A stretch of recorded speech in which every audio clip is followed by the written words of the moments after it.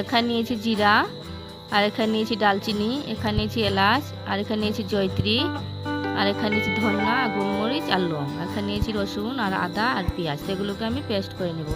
আর এখানে নিয়েছি, তো এগুলো এবার আমি মশলাগুলো ভেজে নেব, সব শুকনো মশলাগুলো। আর আজকে আমি বানাবো পনিরের রেসিপি। তো দেখুন আমার মশলাগুলো ভাজানো হয়ে গেছে, তো এবার আমি মশলাগুলোকে উঠিয়ে নিলাম। আর আমি এবার ওই কড়াইয়ে দিয়ে দিলাম তেল।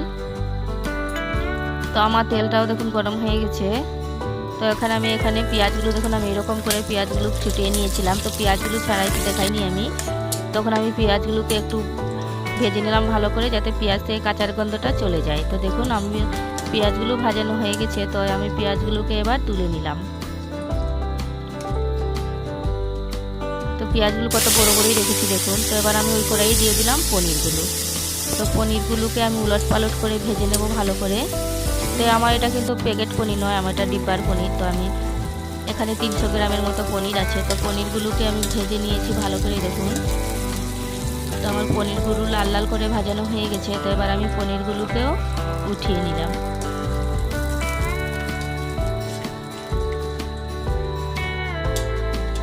আর আমি আবার সেই কড়াইয়ে দিয়ে দিলাম তেল, আর ওখানে দিয়ে দিলাম একটা ছোটো পেঁয়াজ, কুচানো পেঁয়াজ।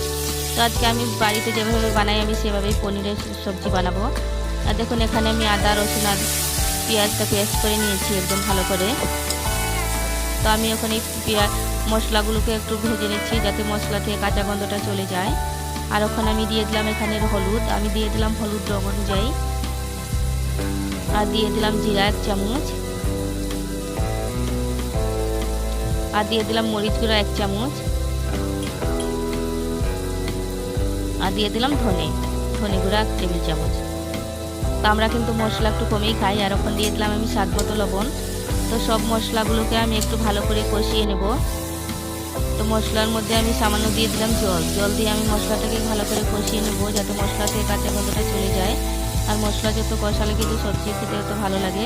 তো দেখুন আমার মশলাটা কষানো হয়ে গেছে। তখন আমি দিয়ে দিলাম সেই জল। তো আমি এখানে জল দিইনি, বেশি পরিমাণ মতো জল দিলাম। তো এবার আমি ঢাকনা লাগিয়ে ফুটাতে ছেড়ে দেবো। দেখুন আমার জল ডুবতে দিচ্ছে। তো এবার আমি দিয়ে দেব পনিরগুলো। তো আমি পনিরগুলো দিয়ে আর 1-2 মিনিট ঢেকে ভালো করে, তো আমি ওখানে দিয়ে দিলাম দেখুন পেঁয়াজগুলো, ভেজে রাখা পেঁয়াজগুলো। তো পেঁয়াজগুলো দিয়ে আমি আর একটুখানি এগুলোকে ভালো করে পাকিয়ে নেব। আর দিয়ে দিলাম এখন কাঁচা লঙ্কা। তো এবার আমি দিয়ে দিলাম ঢাকনা। তো দেখুন আমার পনিরের সবজি কি সুন্দর হয়েছে। আর আমার রেসিপি যদি ভালো লাগে আমার চ্যানেলটি সাবস্ক্রাইব করে দিন। আর ওখানে আমি দিয়ে দিলাম এখানে ভেজে রাখা মশলাগুলো, যে ভেজেছিলাম মশলাগুলো আমি পেস্ট করে নিয়েছি। তো আমি এবার মশলাগুলো দিয়ে দিলাম। তখন আমি দিয়ে ভালো করে নেড়ে চেড়ে নেব। আর দেখুন সবজির কালারটা কত সুন্দর হয়েছে। আর আমার পনিরের সবজিও হয়ে গেছে। তো আমি এইবারে সবজিটাকে নামিয়ে নেব। আর আমার রেসিপি দেখার জন্য সবাইকে অনেক অনেক ধন্যবাদ জানাই।